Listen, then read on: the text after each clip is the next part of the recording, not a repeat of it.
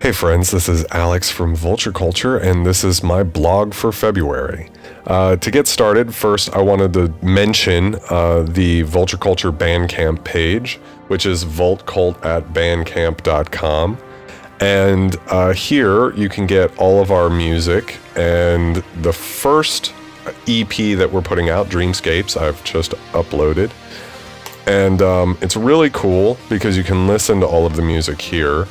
But you can also buy it, which would be a great way to support us, and you can buy all four of our releases at 35% off, which is $14.30, which I think is pretty reasonable. It seems like musicians have fallen through a sort of a crack with Patreon, where comic artists and YouTubers and a lot of other content creators, Patreon seems to work great for them.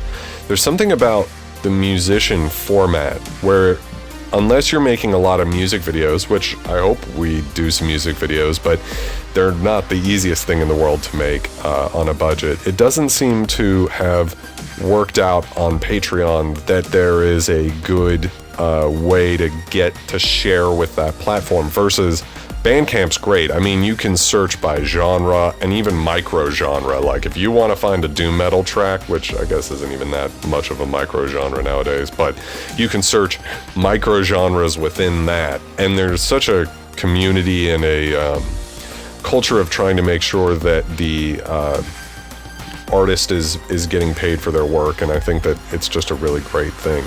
And I'm also really excited because Dreamscapes is going to be on Pandora and on iTunes and on Google Play and Amazon and a bunch of other places. I think it is good, especially for a lot of people find music through Pandora, so I'm really excited about that.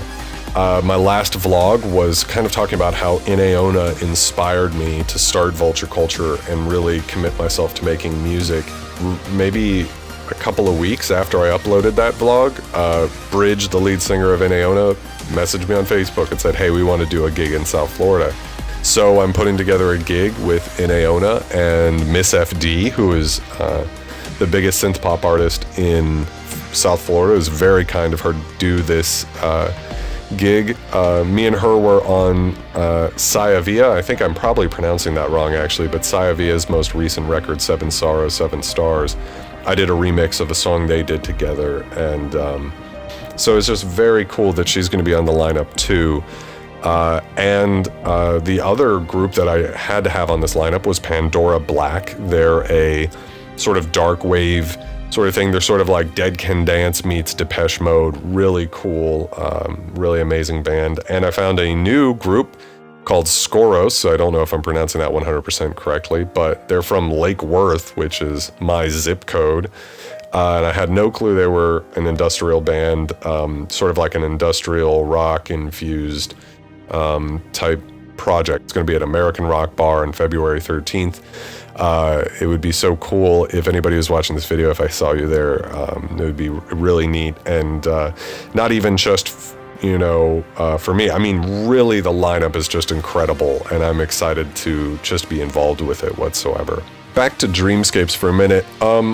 This EP was really interesting. If you haven't followed, you can actually see me on this YouTube channel making all of these songs from scratch live, which was really scary because making music, especially making something like electronic music where you don't even have a band around you, you don't have it's not like meeting up in your drummer's garage and everybody cranks their amps up to 11 and then you go drinking afterwards.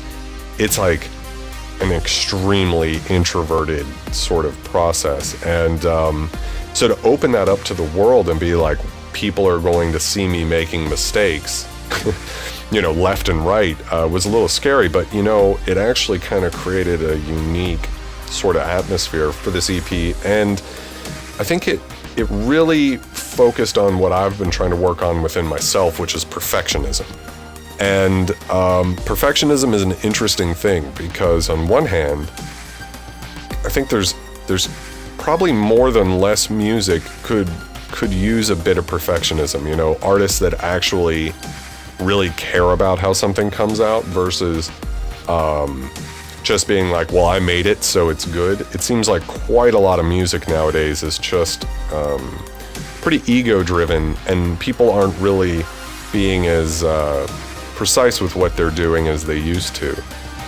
For instance, I think the idea of fixing it in post and auto-tuning and time-aligning everything, I think is a pretty toxic thing. And this is coming from, I auto-tune my vocals when I put them on a record. I'm not saying that any use of those tools is bad, but I always try to use the most minimal settings I can with auto-tune.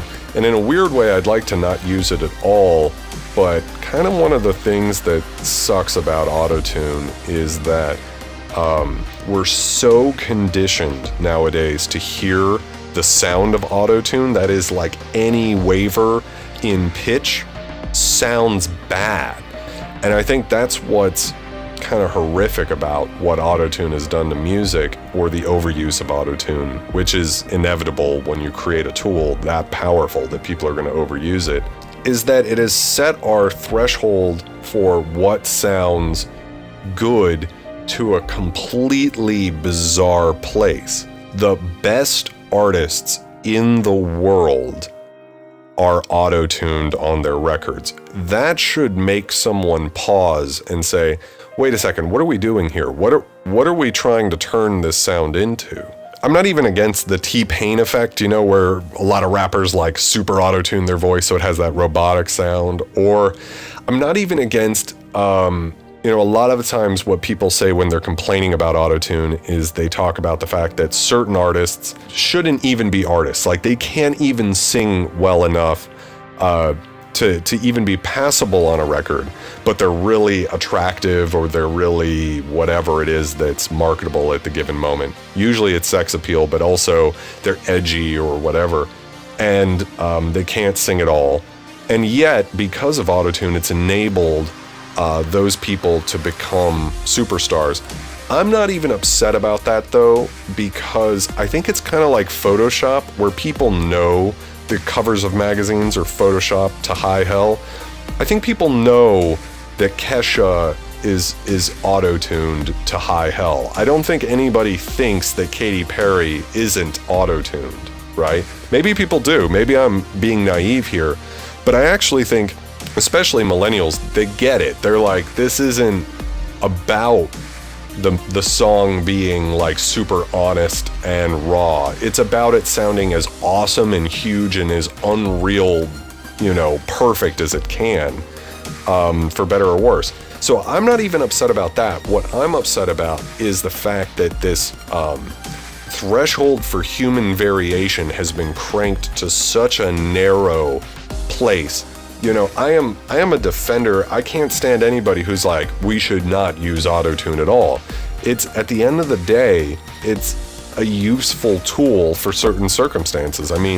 I've had takes that I thought were honest and raw and perfect, and I hit one of the words a little flat. I see no problem going up and tuning that guy up a little bit, right? I'd rather take that really honest take than take a subpar take. Whether it's my voice or anybody's voice, I'd rather take the most emotionally honest take, the most compelling take, and then fix a little bit of pitchiness later. Maybe if I was an incredible singer, I might feel differently. I'm not sure, though. I kind of suspect I wouldn't. And I haven't run into a singer yet who hits perfect notes all day long. Even the best singers, it's actually kind of funny. They know it, that they can't, that they'll have a note that just gets away from them. I don't think there's something wrong with auto-tune or Antares for inventing it, but we've gotten to a place where music has become so robotic, so commercialized, so overproduced, that there's nothing really left. There's not anything in modern pop music that, to me, says, that can even ever compare to Michael Jackson. Even if they have better songs and they have better production, and even if they got a better singer, the overproduction culture of modern music production has just slaughtered pop music. And this is coming from a guy who I'm really excited about pop music nowadays. I really just didn't think pop music had any interest for me, and I think Lady Gaga kind of changed that. Even she, and she's incredible. I mean, as a musician, she's just off the charts. And then you listen to her records, and they've been auto-tuned aggressively to the point where all of her natural inflection and dynamics and character has just been flattened out into these, lines of notes. Going back to recording this record live, I think there's something to be said for honest mistakes. And I think that they've almost become completely cut out of a lot of music nowadays. I think that there's something to be said for the pressure being good when you're in a creative environment. And in the past, I have been a serious perfectionist. I remember me and Case on Dominion Screams, my last full-length record. There was a lot of discussions about whether we should EQ the snare to be at like 240 hertz or if it should be at like, 180. And, we did a lot of tweaking of like, let's turn the arpeggiated synth up by 0.1 decibels of volume. I mean, we were really being finicky about it. But what's interesting is that when I listen to that record now, to me, we missed the big picture so badly on some of the production. And I mean, I just can't ever we just spent months and months and months hyper fixated on little details, and we missed things like, when I listen to the track Reality French, I'm like, this entire thing sounds dark. How could I have been that focused on the EQ and the whole thing sounds dark, right? It across the board could use a EQ boost on a lot of the instruments and maybe not some of them, but how's that possible? How did but we were obsessed with cutting by, half a decibel at this precise frequency that we thought was ringing, and we weren't really just sitting back and listening to the song and saying, what does this song need to do? And so all of the songs, when I listen to them now, they kind of have this weird, like, they're as close to complete as I'm ever going to get them, but they still sound incomplete to me because all of those little details, they don't matter at all. And I don't understand how they don't, because I remember sitting there being like, wow, this is such a big difference, this little itty bitty thing. But I remember the most heartbreaking part of the whole Dominion Screams process was the first song I wrote for the CD was Automatic, and I listened to the very first rough mix of that song versus the final master, which was at least a year later of me tweaking it with Case. And they weren't that different because they were the same fucking song. And that crushed me. I mean, it made me feel like I spent a year doing nothing. And I didn't. I like the newer version better. But what's incredible though is it's probably the only thing that only I would probably know the difference, or Case, of course. And I can't honestly say that the second version is necessarily better. It might be more satisfying for me, but honestly, if I had to play either version, if I lost all of the last mixes and masters of that record and I had to go to the first, it wouldn't be that big of a deal. What I've found about myself, the absolute hardest way possible, is that I actually have to not do that in the future. And working on this EP live, like actually having to do things in the moment, was an incredible experience, because it felt like the clock was ticking at all times. Like, I was counting down, like, how long is this thing gonna go? I don't have all night to get something done. I am so much happier with this record than what I did on Dominion Screams. And that is crazy to me, because I spent virtually no time on this compared to Dominion Screams and got better results just by letting go of my perfectionism. I think at the heart of this too is why was I being a perfectionist in the first place? And the answer is because I'm scared to fail, right? I am scared that if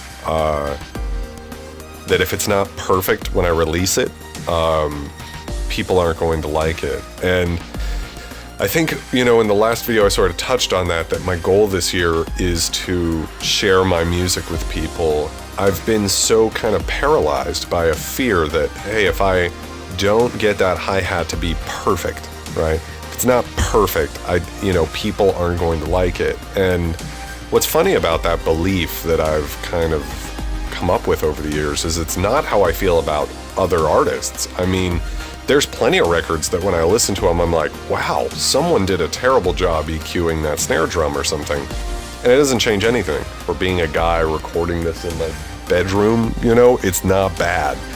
And I have to remind myself of that because my default is to go to what's wrong with everything that I've ever made. You know, like I'm not the type of guy who's going to make something and be like, yeah, man, fucking Alex Dalliance, I just fucking, you know, made a song. It's perfect. It's the best song ever, you know?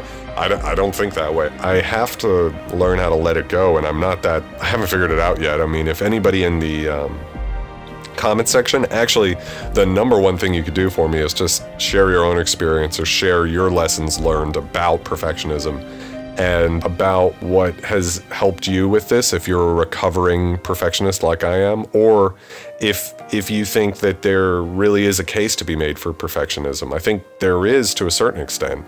Not only is this an exciting thing for me that all of my music's on Bandcamp now, and it's going to be on iTunes and Pandora and everything in the next week or two, I'm also really excited that this record is what's going up now, because this, for me, signifies a major change in how I want to make music, how I want to share music, and how I want to move forward as an artist. So thank you very much for watching this video. Please like it if you enjoyed it, and I'll see you in the next one.